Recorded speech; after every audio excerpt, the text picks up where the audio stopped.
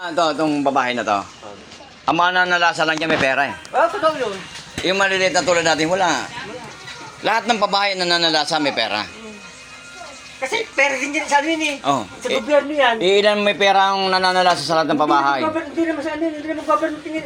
Parang private rin yan eh. Tapos, ang gagawin nila, kukuha ng unit, gagawin paupahan. Paupahan. Oh, sila lang. Ako papatakan din. Oh, ano nanalasa dyan kasi yung mayayaman may pera sa lahat ng pabahay. Bulok nga ang gobyerno sa atin. Simula,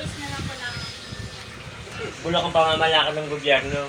Ang nagtatamasa sila lang mga nakapwesto.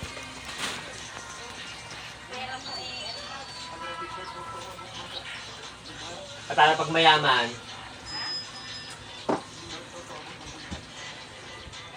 isipin mo lamang, pag ang babae mahirap pa nagkamali, sasabihin pokpok.